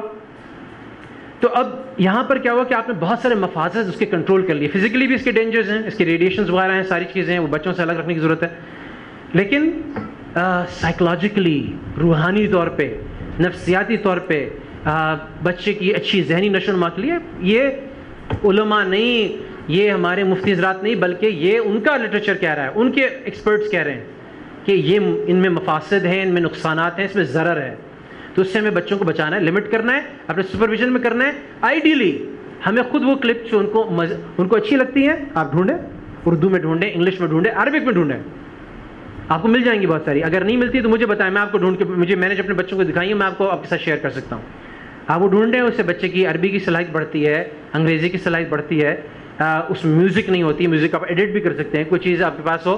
میں نے تو اس غرض سے ایک سافٹ ویئر ہے سونی ویگس، جس کے ذریعے سے آپ ایڈٹ کر سکتے ہیں کلپس کو، وہ میں نے سیکھا اور کچھ میں نے ایڈٹ کر کے بچوں کو دکھائی، یا وہاں سے کم از کم فاسٹ فارورڈ کر کے دکھائی. تو کچھ چیزیں آپ کو پھر میوزک سلو کر دی، وہ کر دی، ساری چیزوں کا احتیاط کرنی ہے. لیکن مطلقاً اگر ہے اتنا تقویٰ، اتنا دم ہے تو یاد رکھیے گا بچوں کو محفوظ، تو نتھنگ لائک اٹ، ایسی تو بہت اچھی بات ہے. لیکن یاد رکھیے گا اس میں ڈر زیادہ یہ ہے کہ بچے ادھر ادھر، کیونکہ یہ چیز جادو کا کام دیتی ہے. 2 سال کا بچہ بھی اس کی طرف ایسے کھینچتا ہے. تھوڑی دیر میرے ساتھ بھی، میں گھر پہ جب جاتا نا تو بچے پیار کرتے ہیں، ہم تھوڑی دیر بعد اس کو پکڑ لیتے ہیں، مجھے چھوڑ کے اس کو ڈھونڈ رہے ہوتے. چھوٹے بچے, 2 سال کا 5 سال کا بچہ بتا رہا ہوں. اور چھوٹی والی میں مثال دے رہا تھا کہ وہ کیسے کھول کر کے اپنے مطلب کی چیز لگا لیتی ہے, صرف 2 سال کی ہے. تو ہاں ٹھیک ہے, وہ ہے اور یہ رہے گا, تو اس کو ہمیں ہینڈل کرنا ہے, کنٹرول کرنا ہے. اسی طرح سے بچے کی جو نشو و نما ہے اس میں ہمیں ہر وقت بچے کے ساتھ جب ہم ہینگ آؤٹ کر رہے ہیں, اس کے ساتھ ہیں, تو اس کی عملی تربیت کرنی ہے. نبی کریم صلی اللہ علیہ وسلم کی بہت ساری تعلیمات جو تھیں عملی ہوتی تھی. ایک تو تعلق جڑا ہوا ہے, پہلی بات کہ میں پہلی بھی عرض کر چکا تھا, تعلق اس طرح سے جڑا ہوا ہے کہ نبی کریم صلی اللہ علیہ وسلم جس سے بات کر رہے ہیں اس سے پہلے محبت کا اظہار کر رہے ہیں. حضرت عباس رضی اللہ عنہ کو کہہ رہے ہیں تہجد پڑھنے کو, حضرت ابن عباس کو, تو ان سے کہتے ہیں کہ مجھے تم سے محبت. بھائی براہ راست کہہ سکتے تھے کہ تہجد پڑھا کرو میاں, پہلے کہہ رہے ہیں کہ ہے ابن عباس مجھے تم سے محبت, پھر کہہ رہے ہیں کیا اچھی بات ہو تم تہجد بھی پڑھنے لگو. اپنے جو صالح صاحب ہیں حضرت حفصہ کے بھائی حضرت عمر کے بیٹے ابن عمر رضی اللہ عنہ, ان کے بارے میں بھی تہجد کا تنبیہ کرنا چاہ رہے ہیں, تو پہلے حضرت حفصہ سے تعریف کر رہے ہیں, نعم الرجل ابن عمر, کتنے زبردست آدمی ہیں ابن عمر, بڑا ہی اچھا ہوتا تہجد بھی پڑھتے. اب جب بہن بات پہنچائے گی تو صرف یہ بات پہنچائے گی کہ تہجد پڑھا کرو, یہ بات بھی پڑھائیں. پہلے تمہاری تعریف کر رہے تھے, تعریف کرے تو کیا ہوا, دل میں جگہ بن گئی, دل میں رستہ بن گیا, اب نصیحت قبول کرنے کی صلاحیت پیدا ہو گئی. ٹھیک ہے, بچوں سے تعلق ایسا ہے, سلام میں پہل کر رہے ہیں. ولیمے کے اندر گئے, بچے ارد گرد ہیں, بچے بھی, بڑے بھی کھنچ رہے ہیں, بچے بھی کھنچ رہے ہیں نبی کریم صلی اللہ علیہ وسلم کی جانب. اپنے بچوں سے تعلق کیسا ہے, چھوٹے بچوں سے تعلق کیسا ہے, واقعات پڑھتے رہتے ہیں. حضرت حسن کے ساتھ, حضرت حسین کے ساتھ سجدہ طویل ہو گیا. کیوں؟ کیونکہ پوتوں میں سے ایک کوئی جو ہے نا وہ کندھوں پہ چڑھ گیا سجدے میں. اللہ کے نبی, سجدے جیسی مقرر عبادت ایک بچے کے لیے آپ نے لمبا کر دیا سجدہ. کیوں؟ اولاد کی اہمیت, اس کی محبت, اس کی قدر دل کے اندر ہے. ایک دفعہ ہم اگر مسجد میں کریں تو وہ قرآن مسجد میں کہ ایک دفعہ ایک بچے کو نبی رضا اٹھا کے گود میں یوں کر کے اٹھا کے قیام میں نماز پڑھے, نماز جاری, پھر وہ ہوئے تو وہ رو رہا تھا بچہ, یا کیا کر رہا تھا, اس کو اٹھا لیا گود میں. ایسی شفقت. خطبہ دے رہے ہیں, حضرت حسن حضرت حسین آئے, وہ جبہ ذرا سا لمبا تھا تو لڑکھڑا کے ٹرپ کر رہے تھے, اس میں گر رہے تھے, تو خطبہ مختصر کر کے ان کے پاس جا کے ان کو گود میں اٹھا کے صدق اللہ العظیم کر کے اس کو رپیٹ کر, اور پھر یہ بھی بات کہی کہ اولاد جو ہے ٹیسٹ ہے, یہ آپ کے لیے ٹرائل ہے. فتنہ والی آیت پڑھی, لیکن محبت نبی کے. ایک دفعہ حضرت حسن رضی اللہ عنہ کو پیار کر رہے ہیں, تو اقرا بن حابس جو قریب کھڑے ہوئے ہیں وہ کہتے ہیں رسول اللہ ایسے بچے کو پیار کر رہے ہیں, میں نے تو کبھی, میرے 10 بچے, میں نے کبھی پیار نہیں کیا کسی بچے کو. تو رسول اللہ فرماتے ہیں کہ جو رحم کرتا ہے اسی پہ رحم کیا جاتا ہے. یرحم یرحم. حضرت عمر کے ساتھ یہ واقعہ پیش ہوا. حضرت عمر کو تو ہم سمجھتے ہیں نا صرف جلالی سائڈ تھے, لیکن سنت کے متبع تھے یہ حضرات, نبی کے کی صحبت اٹھائی ہوئی تھی. تو بچے کو پیار کر رہے ہیں, اپنے بچے کو پیار کر رہے ہیں. تو ایک گورنر ان کے ساتھ, ایک وہ تھے ساتھ کھڑے ہوئے تھے. آپ امیر المومنین ہو کے بچوں کو پیار کرتے ہیں, آپ امیر المومنین ہیں, آپ کا روب دبدبہ ایسا ہونا چاہیے, آپ بچے کو, چھوٹے سے بچے کو پیار کرتے. رضی اللہ عنہ, تو حضرت عمر رضی اللہ عنہ نے کہا کہ یہ جو ہے اگر تمہارے دل کو اللہ نے رحم سے محروم کیا تو میری کیا غلطی ہے. اور پھر بعد میں اس کو گورنر, کیونکہ جب تمہارے بچے کے دل میں تم نے, میں نے تو کبھی نہیں کیا پیار, اگر تم نے اپنے بچے کو پیار نہیں کیا تم عوام سے کیا پیار کرو گے. تو اس کو ان کو معزول کر دیا, سیک کر دیا. اس سے اور وجوہات بھی ہوں, لیکن یہ واقعہ آتا. تو یہ ایک فطرت ہے, یہ عین اسلامی چیز ہے, اس میں کوئی ایسی بات نہیں ہے کہ آپ بچوں کو پیار کریں, ان کو گھمانے لے جائیں, ان کے لیے ایک وقت آپ کے لیے مختص ہو. سنڈے کی صبح کر سکتے ہیں, سنڈے کی صبح ہو, فرائیڈے کی شام ہو, فرائیڈے کی جو بھی ہو سکے, آپ نے بچوں کے ساتھ ایک فیملی ٹائم دینا ہے جس میں والدہ نے بھی بچے کے ساتھ وقت گزارنا ہے. سب کو اس کی اچھی یادیں, اچھی واپس. مجھے یاد ہے کہ جو میرے والدین 84 میں پہلی دفعہ ایک ہمیں گھمانے کے لیے اسلام آباد, مری اور آگے لے گئے تھے, تو میں ابھی تک نہیں بھولتا وہ, اور اس کی جو ایک مٹھاس ہے اس گھومنے پھرنے کی, وہ نہیں بھولتا. اور والدین سے جو محبت آئی, ان کی شکر گزاری کی جو احساس ہوا, وہ بھی نہیں بھولتا. تو یہ وہ چیزیں ہیں جو دنیا نہیں ہے. ہم دنیا سمجھتے ہیں, یہ غفلت ہے, یہ اللہ سے, یہ میں اسی ٹائم میں جو ہوں وہ اتنی نفلیں پڑھ لیتا, اتنا قرآن یاد. نہیں بھائی, یہ عین دین ہے. اسی سے آپ کی نسلوں کا بقا ہے, اسی سے ان کی نسلوں, یہ شیورٹی ہے انشاءاللہ کہ وہ فطرت پہ ہوں گے, وہ ان کے اندر محبت کا جذبہ ہوگا جو اسلام فطرت چاہتا ہے. وہ سخت نہیں ہوں گے, وہ ایک میچور، ایک اچھے معاشرے کا ایک زبردست ایک سرمایہ بنیں گے. اور آپ کے ساتھ بھی یاد رکھیے گا، جس طرح سے آپ کے ساتھ اگر آج آپ اپنے والدین کو اس کے پیچھے اور اپنے لیپ ٹاپ کے پیچھے ٹائم نہیں دے پا رہے تو آپ توقع نہیں رکھیں کہ آپ کے بچے آپ کو ٹائم دیں گے. آج کل تو ویسے الٹا بھی ہو رہا ہے.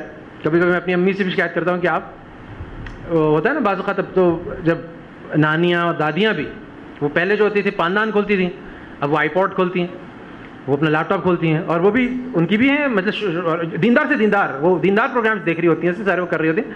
لیکن اب وہ فیملی ٹائم کا کانسیپٹ نہیں ہے. ہم اپنی نانی کے ساتھ رمضان کا جیسی افطار ہوئی، مجھے یاد ہے نانی پاندان کھول کے بیٹھی، دادی پاندان کھول کے بیٹھی، پوری مجلس لگ گئی. اب تو جیسے کام ہوا وہ جناب وہ سیل فون پہ لگا ہے، وہ آئی پوڈ پہ لگا ہوا ہے، وہ فیس بک اکاؤنٹ کھول کے بیٹھا ہے، وہ واٹس ایپ کر رہا ہے.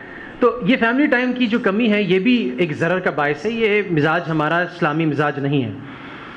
بچوں کی عملی تربیت، تو نبی کریم صلی اللہ علیہ وسلم عملی طور پہ میں نے کہا کہ ان سے تعلق جوڑتے تھے. دوسرا یہ کہ عملی اس طور پہ بتاتے تھے. وہ میں چند اشارے کروں گا، آپ کے ذہن میں آ جائے کہ نبی کریم صلی اللہ علیہ وسلم عملی تربیت کا طریقہ کیا ہوتا تھا. کہ ایک صاحب آئے اور انہوں نے نبی کریم صلی اللہ علیہ وسلم سے کہا کہ مجھے بے حیائی کی خواہش ہے کہ میں بے حیائی کروں. تو پھر نبی کریم صلی اللہ علیہ وسلم نے اس کو سمجھایا کہ کیا تم چاہو کہ تمہاری ماں کے ساتھ، بہن کے ساتھ، فلاں کے ساتھ، فلاں کے ساتھ ہی ہو. اور پھر اس کے سینے پہ ہاتھ مارا، دعا کی اس کے لیے. اور اس نوجوان نے کہا کہ آج تک میں نے کبھی دوبارہ اپنے دل کے اندر وہ دائیا محسوس نہیں کیا. نبی کریم صلی اللہ علیہ وسلم اس کو ڈانٹ بھی سکتے تھے، اس کو اتنی اللہ کے نبی، سب سے اعلیٰ ترین مخلوق، سب سے عزت والی شخصیت کے سامنے یہ اتنے بڑے کبیرہ گناہ کی کھلے عام یعنی ٹھٹائی کے ساتھ بلا جھجک خواہش اظہار کر رہا ہے. اس کو تو اسی پہ سنسار ہو جانا چاہیے. ایک جذبہ تو یہ ہے نا. لیکن اللہ کے نبی کا کیا عمل ہے؟ نہایت شفقت سے، بڑے زبردست سمجھانے والے انداز سے. تو کیا ہم بھی اپنے بچوں کو سمجھاتے ہیں کہ بیٹا جو تم نے چھوٹی بہن کی پٹائی لگائی، اگر تمہارا بھائی بڑے بھائی تمہارے ساتھ یہ پٹائی لگائے تمہیں کیسے لگے گا؟ کبھی ہم یہ جملے بولتے ہیں، کبھی ہم اس کو سمجھاتے ہیں اس طرح سے کہ اس کو اس اسپاٹ پہ ڈالتے ہیں. اسی طرح سے نبی کریم صلی اللہ علیہ وسلم موقع نہیں چھوڑتے تھے. اور دیکھ رہے ہیں صحابہ متوجہ ہیں، اب خزاں کا موسم میں پتے جھڑ رہے ہیں، نبی کریم صلی اللہ علیہ وسلم زور سے ہوٹے نہیں لا رہے ہیں. ایک بات کہہ دینا بھی کافی تھا کہ نماز سے گناہ جھڑتے ہیں. لیکن کیا وہ امپیکٹ ہوتا کہ جب ہلایا اس کو اور جب بالکل ہی درخت خالی ہونے لگا، دھڑ دھڑ دھڑ ایک دم تیزی کے ساتھ اس کے پتے جھڑنے لگے؟ دیکھو ایسے جھڑتے ہیں. جب نماز پڑھتا ہے نا مومن، وضو کر کے جاتا ہے اور وہ کرتا ہے تو اس سے ایسے گناہ جھڑتے ہیں. اس میں بڑی نفسیات کا بڑا، ہم جو ہوتے ہیں وہ لٹھ مار کے ڈانٹ دے دیتے ہیں، اس سے اتنا فائدہ نہیں ہوتا.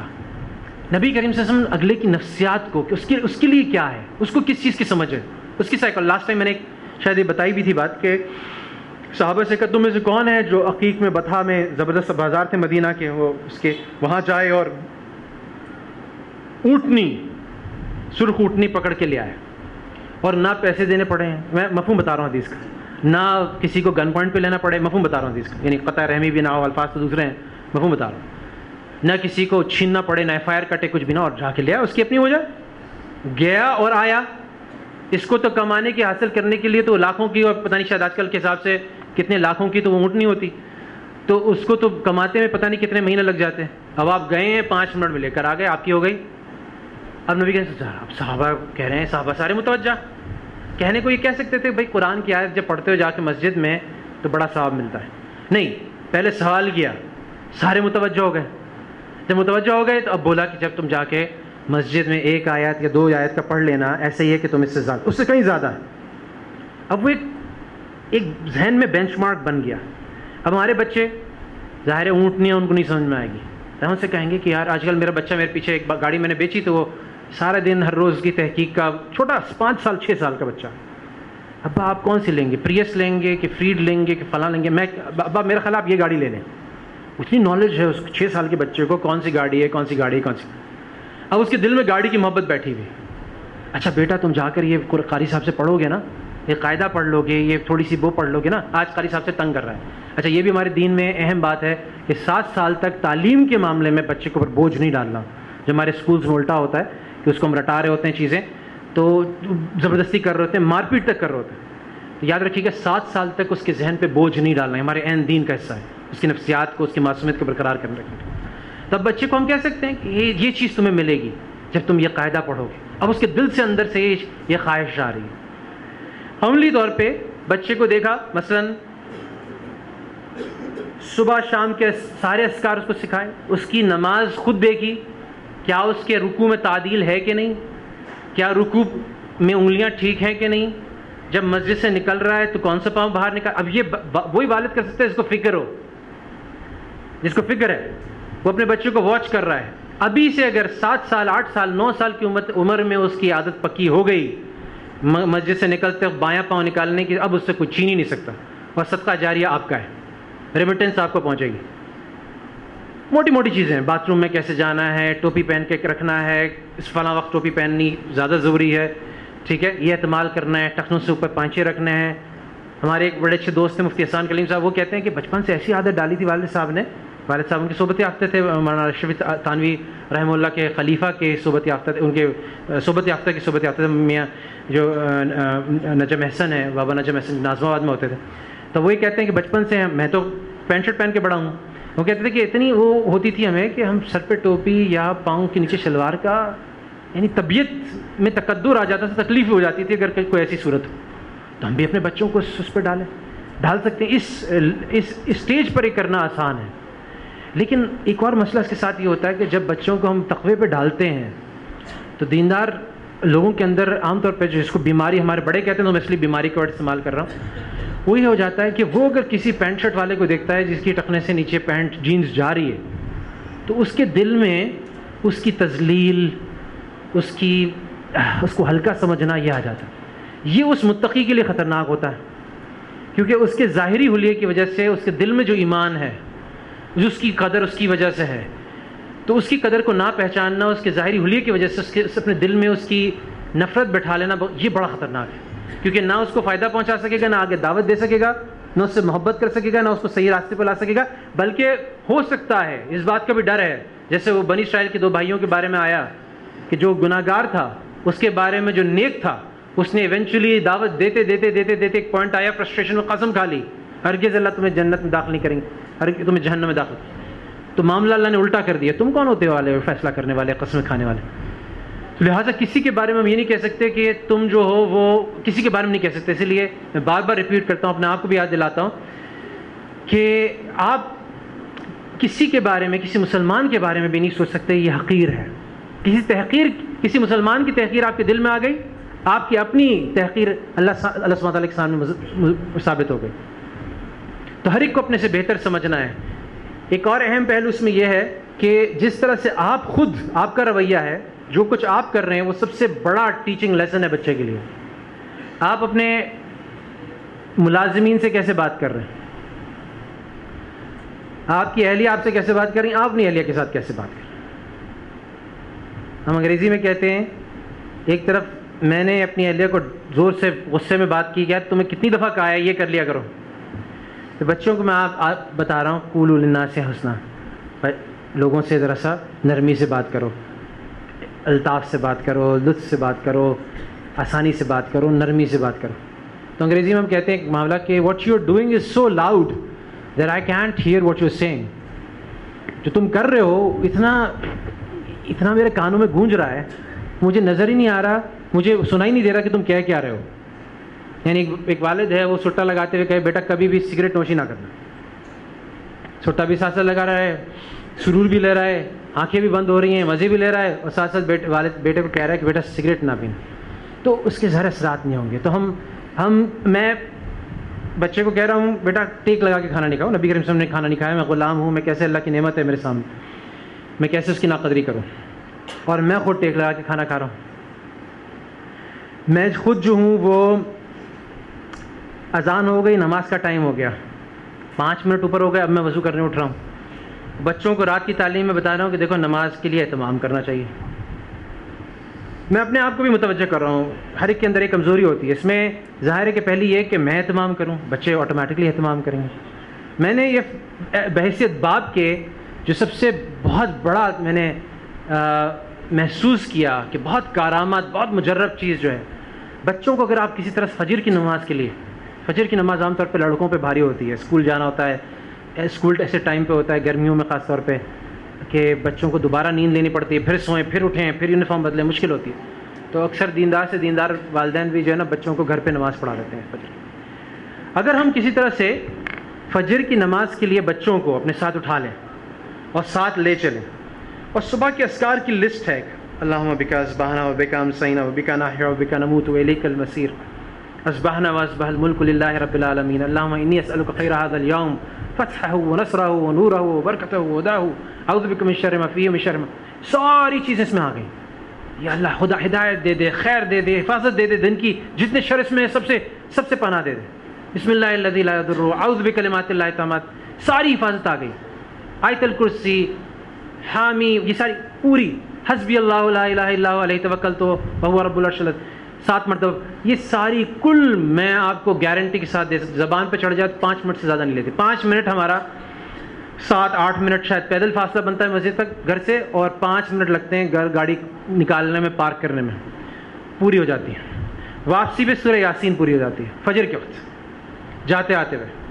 اور جس دن یہ کام ہوا, جس دن یہ کام نہ ہوا, ہم فرق محسوس کر سکتے ہیں اس کی نورانیت میں, اس کی حلاوت میں, اس کے اندر عافیت میں, اس کے اندر نور میں, اس کے اندر دل کی کیفیت میں.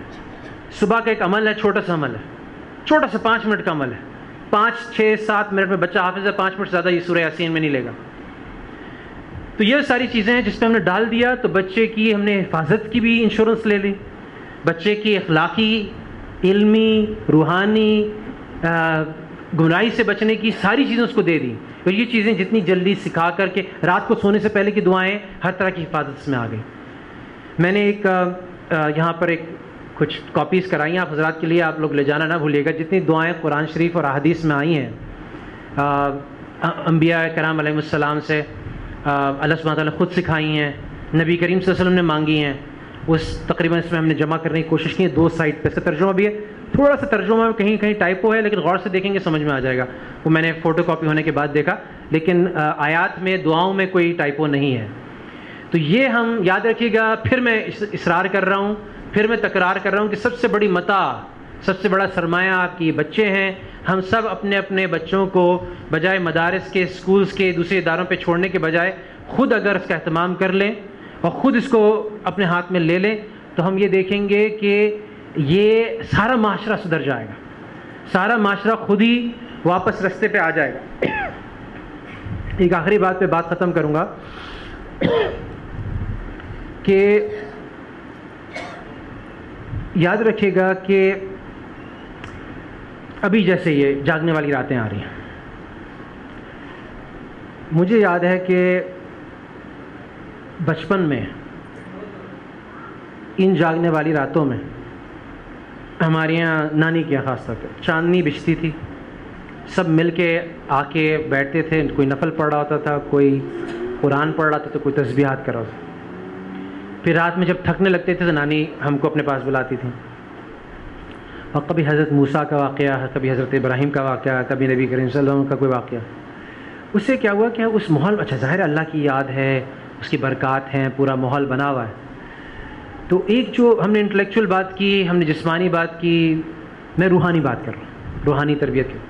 اب ان جاگنے والی راتوں کی برکات ایسی ہیں کہ جو بچہ وہ واقعات سنے گا, جو ماحول دیکھے گا, جب دیکھے گا صلاۃ الحاجت پہ پڑھنے پہ یہ مل رہا ہے, یہ میں سبحان اللہ پڑھ رہا ہوں تو یہ مل رہا ہے, ساری چیزیں, تو جو بچہ اس سے گزر گیا, تو ہمیں یاد ہے کہ ہم بہت خوشی سے جاگتے تھے سحری تک. تو اس کے اندر آپ نے ایک ایسی زبردست بیج بو دی روحانیت کی, ایمانیت کی, وہ ساری زندگی اس کے ساتھ رہے. جو آپ نے اس کی ساتھ ساتھ واقعات سنائے, قرآنی واقعات سنائے, احادیث سے واقعات سنائے, آپ کو اس کے لیے پڑھنا پڑے گا, یا کم از کم ایک فرد, والدہ والد کوئی ایسا ہو, نانی دادی کوئی ایسی ہو جو اس کو یہ بتائے, جس کو ساتھ پڑھائے. جب وہ پڑھائیں گے تو پھر وہ اس کے اندر یہ چیز ہوگی. یاد رکھیے گا کہ یہ ساری گارنٹیز اس وقت جب اہتمام بھی کر رہے ہیں, سورہ کہف میں آتا ہے کہ جب حضرت موسیٰ علیہ السلام کو حضرت خضر نے تعبیر پیش کی کہ کیوں انہوں نے ان یتیموں کے لیے وہ دیوار ٹھیک کر دی تاکہ اس میں سے خزانہ نکال دیں, تو قرآن میں آتا ہے کہ اس کی وجہ یہ تھی وَأَبُوهُمَا صَالِحًا, کہ جو ان کا والد تھا وہ نیک آدمی تھا. اور کچھ روایت میں آتا ہے کہ وہ جو تھا وہ ساتویں پشت تھی اس کی, جو خزانہ دبایا تھا وہ 7 پشت پہلے تھے. ایک روایت میں ان کی جعفر بن محمد کی روایت اس میں آتا. تو گویا کہ اگر آپ نیک ہوں گے اور آپ اہتمام کریں گے تو یہ جو نفع ہے, یہ دین کی بات ہے, ہمارے نصوص سے ثابت ہے بات, تو اس کا نفع آپ کی 7 نسلوں کو, کہنے کی بات نہیں ہے, یہ روایتی بات نہیں ہے, بلکہ یہ ہمارے دین میں ہے، اس کا نفع نسل در نسل آگے پہنچے گا۔ حضرت عمر بن عبدالعزیز جب اموی دور ختم ہوا، عباسیوں کی حکومت آئی، ابن عباس کی ان کی حکومت آئی، عباسیوں کی بنو عباس کی حکومت آئی، تو جتنے بادشاہ تھے ان کے نسلیں تھیں، وہ سب جو تھے وہ جامع مسجد کی سیڑھی کے سامنے کوئی بھیک مانگ رہا۔ عجیب حالات ہوئے انہی شہزادوں کے، انہی اعلیٰ نسل کے ان کی بچوں کے عجیب حالات ہوئے۔ لیکن حضرت عمر بن عبدالعزیز کے بچے جو تھے وہ کوئی قاضی تھا، کوئی اور بڑی گورنمنٹ پوسٹ پہ تھا، کوئی اور اچھی پوسٹ پہ تھا۔ اور اگر آپ ان کی زندگی میں دیکھیں گے تو یہ دوسرے لوگ جو تھے، جو دوسرے خلفاء تھے، یہ اپنے بچوں کے لیے بڑی جائیدادیں اکٹھی کرتے تھے، اور اس کے برعکس حضرت عمر بن عبدالعزیز پہ الزام لگتا تھا آپ نے اپنے بچوں کے لیے کیا چھوڑا۔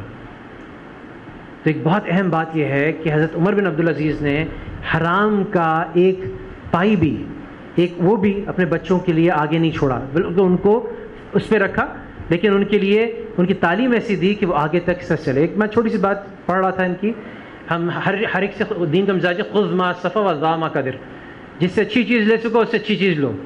تو ان کے عبدالستار ایدی کے بارے میں پڑھ رہا تھا میں کہ ایک بات تو ہم مانتے ہیں نا، چلو ان کے دینی آئیڈیاز کے بارے میں مختلف باتیں سنتے رہتے ہیں، ایک بات تو ملا تھا کہ دل اس کو اللہ نے کتنا بڑھا دیا تھا، سخاوت کا مزاج کیسا بنایا تھا۔ تو اس کے پیچھے والدہ کی ایک تربیت کا میں واقعہ پڑھا تھا کہ جب والدہ ان کو بیچتی تھی تو 2 پیسے دیتی تھیں اس زمانے میں، 1 پیسہ ان کے اپنے کھانے پینے کے لیے ہوتا تھا، 1 پیسے میں وہ کہتی تھیں اس سے تمہیں کسی غریب کو کھانا کھلانا ہے۔ یہ تربیت تھی 7-8 سال کے بچے کی، عملی تربیت تھی۔ تو یہ سب کام ہم بھی کر سکتے ہیں۔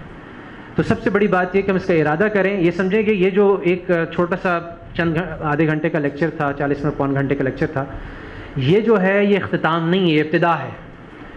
ابتدا ہے، ہمیں خود سیکھنا ہے، خود دیکھنا ہے، خود علماء سے مشورہ کرنا ہے۔ عجیب ایک چیز جو میں اپنے بچوں کے بارے میں سوچ رہا ہوں آپ سے بھی شیئر کر لوں، ہمارے کچھ دوست ہیں جو یعنی اس سائیکل میں ہیں، علماء میں سے، صاحب نسبت علماء میں سے، انہوں نے کیا کیا کہ اپنے بچے کی تشکیل ایک ایسے قابل اعتماد ٹرسٹ وردی اپنے قریبی ایسے دوست کے ساتھ کر دی، ایک عالم، اور ان کے ساتھ دے دے کہ بہت ساری چیزیں بچہ آپ سے بے تکلفی کے ساتھ نہیں بتا سکتا، تو وہ ان کے قریب ایسے کر دیا کہ وہ ان پہ نظر رکھا ہوا ہے، اس کے ساتھ بھی وہ شیئر کریں گے۔ جیسے مفتی شفیع رحمہ اللہ نے، یہ جو شیخین ہیں مفتی رفیع عثمانی، مفتی تقی عثمانی صاحب کا ہاتھ پکڑا کے ڈاکٹر عبدالحی عارفی صاحب کے ہاتھ میں دے دیا، تو اسی طرح سے ہم نے بھی اپنے بچوں کے ساتھ کوئی ایک قابل اعتماد مفتی ان کے ساتھ ہاتھ میں دے دیا، وہ بھی ساتھ ساتھ تربیت کر رہے ہیں، وہ کوئی پیسہ نہیں لے گا آپ سے، اس طرح کے لوگ پیسے نہیں لیں گے، وہ اپنی دعاؤں میں بھی شامل رکھیں گے اور عملی تربیت بھی کرتے رہیں گے۔ یہ تمام اسباب ہیں جس کے ذریعے انشاءاللہ ہم اپنے بچوں کو انشاءاللہ، ہماری نیت ہے ہم سے زیادہ مقبول ہوں، میں حافظ نہیں ہوں الطاف صاحب کی طرح، میرے بچے انشاءاللہ حافظ ہوں، میں متقی نہیں ہوں، میں عالم اس طرح کا عالم نہیں بنا بچپن میں جیسے بننا چاہیے تھا، میرے بچے بن جائیں۔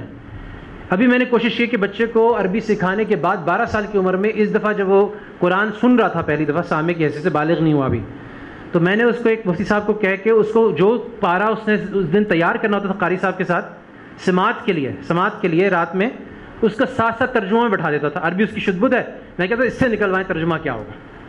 اب کیا کہ قرآن صرف یاد کرنے کے درجے میں نہیں ہے اس کے پاس، بلکہ اس کی اتنی بھی نسبت ہے کہ قرآن جب پڑھے گا تو مفہوم اس کے ذہن میں ساتھ ساتھ آئیں گے، اس کے اثرات اس کے دل پہ ساتھ ساتھ ہوں گے۔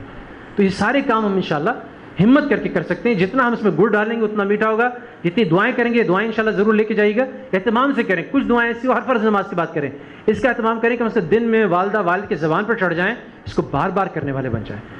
میرا خیال ہے اتنا کافی ہے اس کے لیے۔ اگین یہ موضوع ایسا ہے الطاف بھائی کہ اس پہ ورک شاپس ہو سکتی ہیں، لیکن میں اسی لیے کہہ رہا ہوں کہ یہ ابتدا ہے سفر کی، اس کو انتہا نہ سمجھیے، بلکہ اس کی بنیاد پر ایک پلان بنائیے، اپنی اہلیہ کے ساتھ بیٹھ کے مشورہ کیجیے، بڑوں کے ساتھ کہ کیسے ہم بچوں کو بہترین مقبول ترین بنائیں گے، کیونکہ امت کو، انسانیت کو اگلی نسلوں میں بہت زیادہ ضرورت ہے مضبوط قسم کے مسلمانوں کی، نظریاتی طور پہ مضبوط ہوں، روحانی طور پہ مضبوط ہوں، جسمانی طور پہ مضبوط ہوں، فائنینشلی مضبوط ہوں، اخلاقی طور پہ مضبوط ہوں۔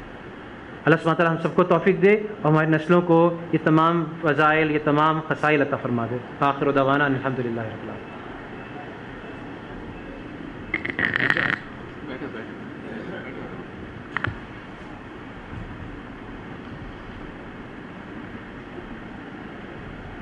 جزاکم اللہ ڈاکٹر ذیشان صاحب۔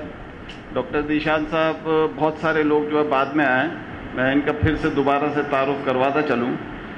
ڈاکٹر صاحب جو ہے KSPL کے ڈین ہیں، جامعہ دارالعلوم کراچی کے فارغ التحصیل ہیں اور وزٹنگ پروفیسر ہیں آئی کیپ اور لمس کے. ڈاکٹر صاحب گاہے بگاہے ہمارے یہاں تشریف لاتے رہتے ہیں اور دروس قرآن و حدیث کے ذریعے ہمیں مستفید بھی کرتے رہتے ہیں. ہم ان کے انتہائی شکر گزار ہیں کہ انہوں نے اپنا انتہائی قیمتی وقت نکالا اور یہاں تشریف لائے. چند اعلانات ہیں اور اعلانات انتہائی ضروری ہیں، میں وہ کر دیتا ہوں اور پھر اس کے بعد ہم دعا کر لیتے ہیں. سب سے پہلا اعلان تو یہ ہے کہ رمضان المبارک میں یہاں القرآن کورسز کے تحت خواتین کے لیے روزانہ صبح 10 سے لے کر 12 بجے تک خلاصہ تفسیر جو ہے ایک پارے کا بیان کیا جاتا ہے. آج الحمدللہ 19 سپارے ہو چکے اور باقی رہ گئے 11 سپارے. انشاءاللہ تعالی وہ بھی مکمل ہوں گے اسی مہینے میں. اور تقریباً جو ہے یہاں ہمارے یہاں جو ہے تقریباً 10 سینٹرز میں یہ خلاصہ بیان ہو رہا ہے، تفسیر کا خلاصہ.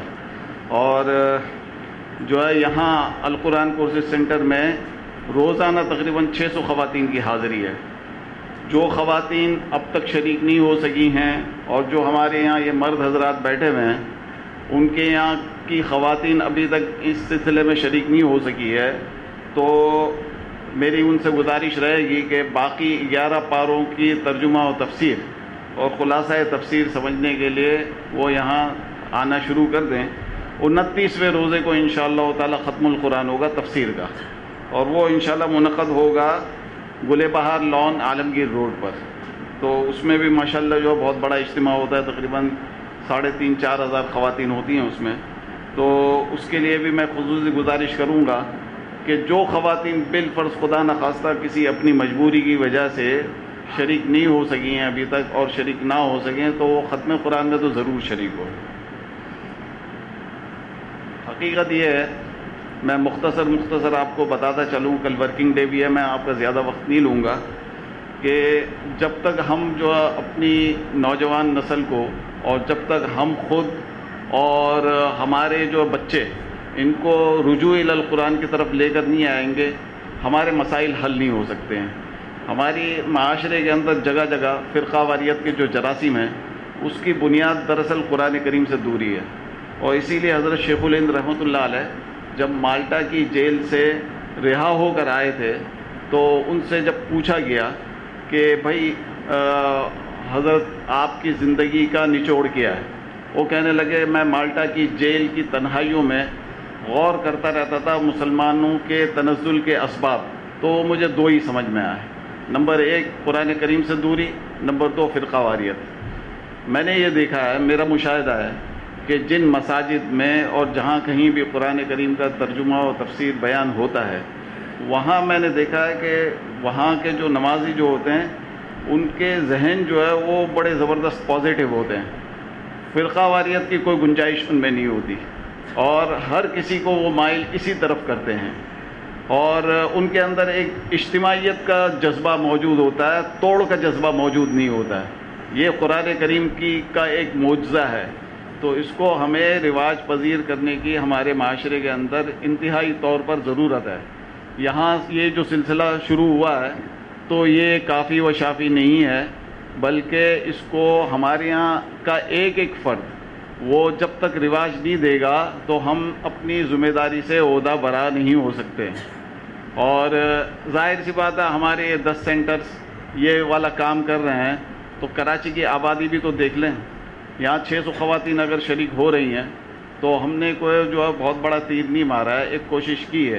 لیکن جو ہے اس قسم کے 600 خواتین کے 1,000 خواتین کے سلسلے جو ہے ہمارے یہاں ہر گلی محلے کے اندر قائم ہوں گے، جب ہی کچھ تبدیلی کی روح ہو سکتی ہے. اس کے بغیر جو ہے ہم آگے بڑھ ہی نہیں سکتے ہیں.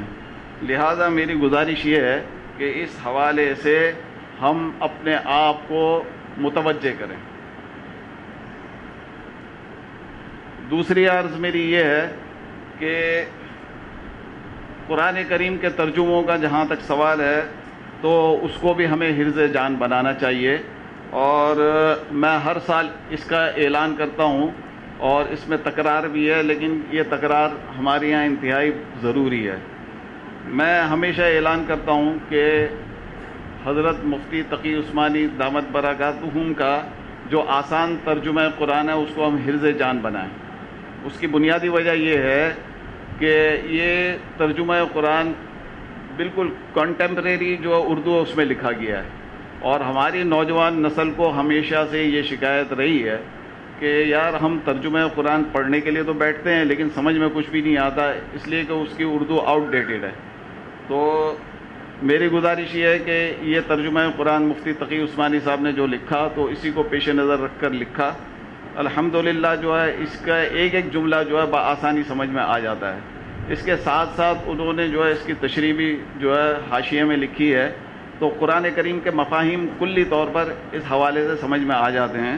ہمارے یہاں یہ آسان ترجمہ قرآن پاکٹ سائز میں اور بڑی سائز میں دونوں میں موجود ہیں، اور ہم اسے اسی ریٹ پر جو ہمیں ہول سیل ریٹ پر ملتا ہے اسی ریٹ پر ہم یہاں لوگوں کو دیتے رہتے ہیں. الحمدللہ ہزاروں کی تعداد میں ہمارے یہاں سے یہ آسان ترجمہ قرآن کی نشر و اشاعت ہوئی ہے. آپ بھی اس کا حصہ بنیں.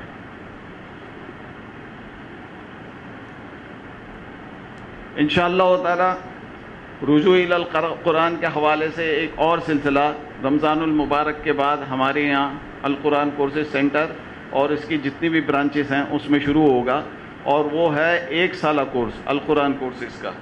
اس میں جو ہماری طالبات ہیں اسکول اور کالجز کی، ان کے لیے ہمارے دین کی بنیادی تعلیمات کے یہ کورسز کروائے جاتے ہیں 6 مہینے کے، 1 سال کے، 3 ماہ کے، اور اس میں ہم نے 5 سبجیکٹس رکھے ہیں.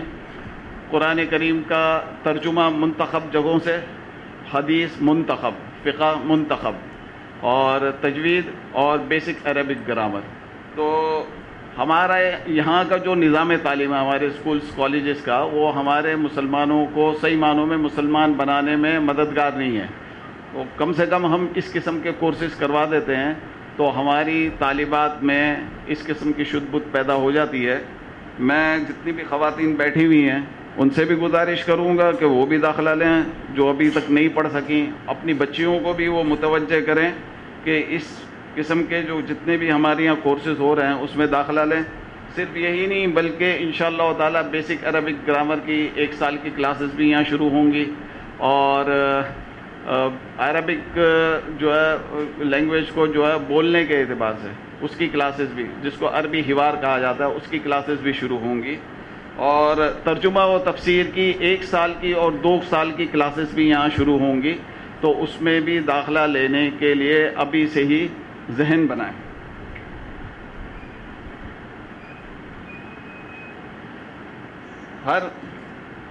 ہر ماہ کی تیسری جمعرات کو یہاں القرآن کورسز سینٹر میں خواتین کے لیے درس قرآن و حدیث کا اجتماع منعقد ہوتا ہے، جس میں پورے شہر سے خواتین شریک ہوتی ہیں.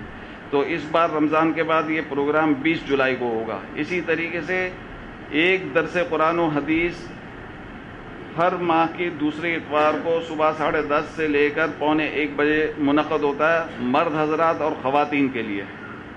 اور اس میں جو ہے مختلف علماء اکرام تشریف لاتے ہیں اور فکری موضوعات پر درس قرآن و حدیث کا سلسلہ منعقد ہوتا ہے.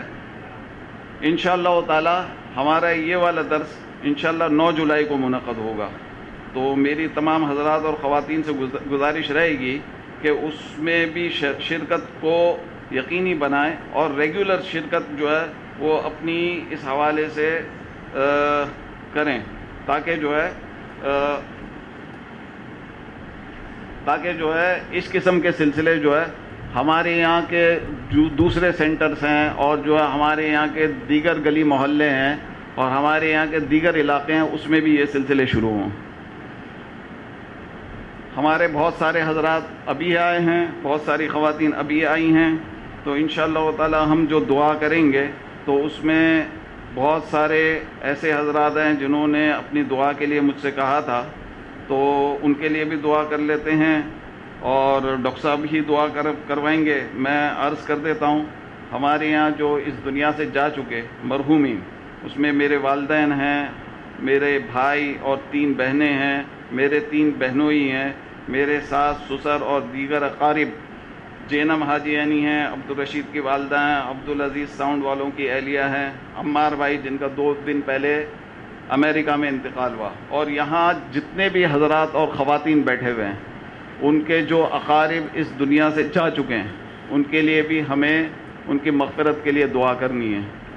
عبدالرؤف بھائی، حاجی عبدالرؤف عیسیٰ، ان کی والدہ کو ہارٹ اٹیک ہوا ہے، ان کی والدہ کی صحت کے لیے ہمیں دعا کرنی ہے، اور جو بیمار ہیں ان کے لیے بھی ہم ابھی دعا کریں گے۔ میری اہلیہ ہیں، میری بڑی بہن، میرے بڑے بھائی جعفر بھائی، اقبال بھائی، محبوب بھائی، توفیق بھائی، خیر النساء، ان کے لیے دعا کرنی ہے۔ حاجی شبیر صاحب، مقصود بھائی، ایاز بھائی، محمد ریحان، محمد سفیان فرید، زیب النساء، فریدہ پیر محمد، جاوید ایڈوکیٹ، محمد ناصر، ہمارے پڑوسی حاجی صاحب بلوچ امی، محمد عارف، محمد صدیق اور ان کی والدہ اور ان کے والد، ہوا نویرہ تمرین۔ اسی طریقے سے ہمارے بہت سارے طلباء نے دعا کے لیے کہا، ان میں ہیں محمد سعد عمران، محمد شاہزیب، فرح شاہد، محمد دانیال، رفت مبین، اسامہ ولی محمد، حافظ سدیس، حافظہ اقرا، ایک بچی جو میڈیکل کالج میں داخلہ لینے کی امیدوار ہیں وہ۔ اسی طریقے سے روزگار اور کاروبار میں برکت کے لیے کچھ حضرات اور خواتین نے دعا کے لیے کہا ہے، ان کے لیے بھی ہمیں دعا کرنی ہے۔ کچھ حضرات اور خواتین نے اچھے رشتوں کے لیے، نیک رشتوں کے لیے کہا، اللہ تعالیٰ ان کی بھی دعا قبول کرے۔ ہمارے یہاں کے جو کارکنان ہیں جتنے، ان کے بھی نام میں نے لیے تھے، ان کے لیے بھی اللہ تعالیٰ جو ہے ان کی زندگیوں میں برکت نصیب فرمائے، اور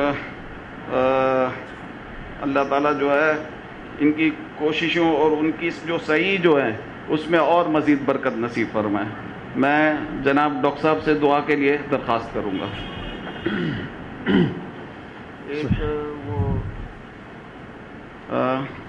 ایک آخری میری گزارش جو ہے جامعۃ الرشید کے حوالے سے ہے، جو میں ہمیشہ آپ حضرات اور خواتین کے سامنے پیش کرتا ہوں۔ جامعۃ الرشید ایک ایسا ادارہ ہے جہاں دین اور دنیا دونوں کی تعلیمات دی جاتی ہیں۔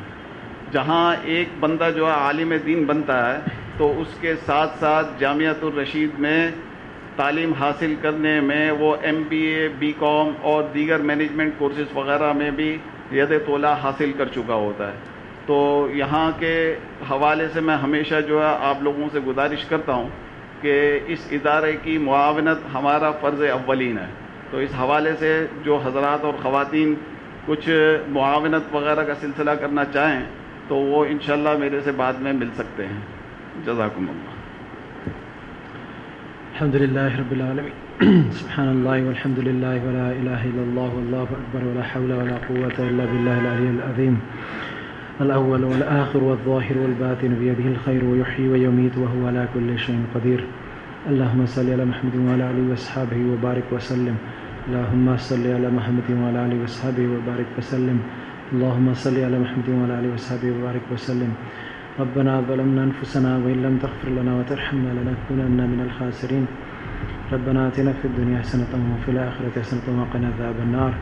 ربنا تقبل منا انك انت السميع العليم وتب علينا انك انت التواب الرحيم۔ ربنا لا تزغ قلوبنا بعد إذ هديتنا وهب لنا من لدنك رحمة انك انت الوهاب۔ يا الله يا ذا الجلال والاكرام، يا الله غفور رحيم، يا الله ارحم الراحمين، يا سميع الدعاء، یا اللہ اپنے فضل اور اپنے کرم سے یا اللہ جتنے لوگ یہاں بیٹھے ہوئے ہیں یا اللہ، ان کے علاوہ یا اللہ ہم سب کے علاوہ یا اللہ ہمارے گھر والے یا اللہ، اور یا اللہ بچے یا اللہ دوست احباب رشتہ دار یا اللہ، جتنے احسان کرنے والے قریب کے لوگ یا اللہ، تمام مومنین مومنات مسلمین مومنات ہم سب کو یا اللہ دنیا اور آخرت کی تمام بھلائیاں، عفو، عافیت، مکمل کامیابی یا اللہ، فوز، فلاح، نجات یا اللہ عطا فرما دے اپنے رحم سے یا اللہ، بے کرم کا بے فضل کا یا اللہ ارحم الراحمین، اپنی رحمت اور اپنے کرم سے یا اللہ جن کے نام یہ الطاف بھائی نے لیے یا اللہ، جو یہ اس ادارے کے محسنین ہیں یا اللہ، جو متعلقین ہیں یا اللہ، ان کو بھی یا اللہ دنیا اور آخرت کی تمام بھلائیاں اور عفو، عافیت، مکمل کامیابی عطا فرما دے یا اللہ، کامل ایمان، کامل اخلاص، کامل تقویٰ عطا فرما دے یا اللہ، تمام یا اللہ جتنے رذائل ہیں یا اللہ، برے اخلاق ہیں یا اللہ، بری عادتیں ہیں یا اللہ، اس مہینے کی برکت سے یا اللہ، اس رات کی برکت سے یا اللہ، ان دعاؤں کی برکت سے یا اللہ، اپنی رحمت سے یا اللہ ہم سے سب زائل فرما دے یا اللہ، ہم سے دور کر دے یا اللہ یا حی قیوم یا ذا الجلال والاکرام، یا اللہ پتہ نہیں کتنے رمضان ہماری زندگی میں باقی ہیں یا اللہ، تو ہمیں رمضان عطا فرما دے اللہ، اور ہمیں خوب فائدہ اٹھانے کی توفیق عطا فرما دے اللہ۔ جو تو نے فضائل، جو اس کی یا اللہ جو اس کی اہمیت، جو اس کی برکات، جو اس کے اندر نور، جو اس کے اندر ہدایت، جو تقویٰ رکھا ہے اللہ، ہم سب کو اس کا مستحق بنا دے اللہ۔ ہمارے کسی گناہ کی وجہ سے، کسی بری عادت کی وجہ سے یا اللہ ہم محروم نہ رہ جائیں یا اللہ، بلکہ یا اللہ ہماری جو یا اللہ ایمان کا، تقوی کا یا اللہ، اخلاص کا یا اللہ، اخلاق کا جو لیول ہے یا اللہ، وہ اس بابرکت مہینے کی یا اللہ، اس بابرکت عشرے کی برکت سے یا اللہ تو بڑھا دے یا اللہ، اس میں اور نور ڈال دے یا اللہ، اس میں اور برکت ڈال دے، اس کو اور قبول فرما لے یا اللہ۔ یا اللہ دین کی جتنے کام ہیں اللہ ان کی ہمیں صحیح کرنے کی توفیق عطا فرما دے یا اللہ۔ یہ اس وقت امت یا اللہ انسانیت ایک مشکل مرحلے پہ کھڑی ہے یا اللہ، یا اللہ یا حی قیوم یا اللہ یا ذو الجلال والاکرام اپنی رحمت اور اپنے کرم سے یا اللہ دین کا ماحول بنا دے یا اللہ، یا اللہ انسانیت کو ہدایت دے دے یا اللہ، یا غفور رحیم ہمارے تمام گناہ معاف فرما دے یا اللہ، امت کی حفاظت فرما دے یا اللہ، دین کی حفاظت فرما دے یا اللہ۔ جہاں جو مسلمان یا اللہ مشکل میں، پریشانی میں ہیں یا اللہ، یا اللہ ان کی اجتماعی انفرادی ضروریات کو پورا کر دے، ان کی حاجت کو رفع کر دے، ان کی مشکلات کو یا اللہ حل فرما دے یا اللہ۔ اپنے فضل و اپنے کرم سے یا اللہ ہمیں اعلیٰ درجے کی قبولیت عطا فرما دے یا اللہ۔ یا اللہ اپنے رحمت اور اپنے کرم سے یہ جتنی منازل، جتنے چیلنجز ہمیں آگے درپیش ہیں یا اللہ مرض الوفات کے یا اللہ، اس کے بعد موت کے یا اللہ، اور اس کے بعد یا اللہ قبر کے یا اللہ، اس کے بعد یا اللہ حشر کے یا اللہ، میزان کے یا اللہ، پل صراط کے یا اللہ، یہاں تک کہ تجھ سے جب تک ملنا جائیں یا اللہ، تب تک سارے یا اللہ تمام مراحل میں یا اللہ تو ہمارے ساتھ ہو جائے یا اللہ، ہماری اپنی رحمت ہمارے ساتھ کر دے یا اللہ، اپنی مدد اپنی یا اللہ اپنی نصرت ہمارے ساتھ کر دے یا اللہ، یا اللہ ہمارے گناہوں پہ نظر نہ کر، ان کو یکسر محو کر دے یا اللہ۔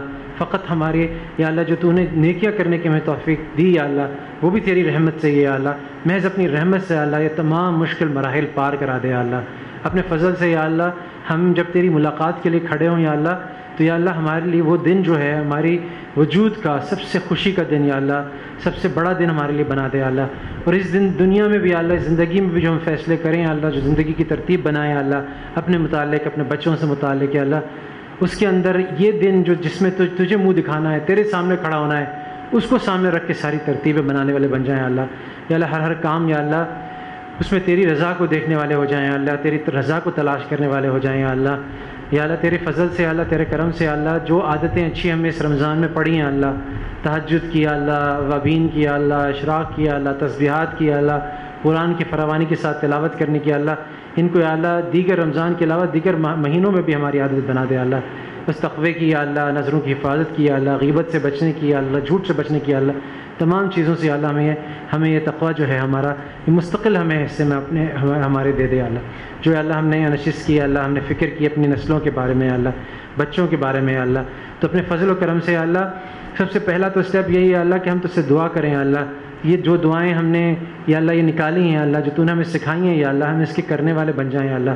واقعی ہمارا سب سے قیمتی سرمایہ ہماری اولاد، ہماری نسلیں یا اللہ، ان کو ہم اہمیت دینے والے، ان کی تربیت کا انتظام کرنے والے، ان کو آگے لے جانے والے اس طرح سے بن جائیں کہ اللہ جو پستی کے ادوار ہمارے آباء و اجداد نے دیکھے یا اللہ، ہم نے دیکھے یا اللہ، یہ اگلی نسل یا اللہ امت مسلمہ کو اس پستی کے ادوار سے یا اللہ اس پستی کے مراحل سے نکالنے والی ہو یا اللہ، اور اس دوبارہ جو ایک مسلمانوں کی یا اللہ ایک رفت تھی یا اللہ، ایک عزت تھی یا اللہ، ایک عروج تھا یا اللہ، اس کو دوبارہ بحال کرنے والے ہوں۔ صلی اللہ تعالیٰ علی خیر خلق محمد و علی آلہ و صحبہ اجمعین برحمتک۔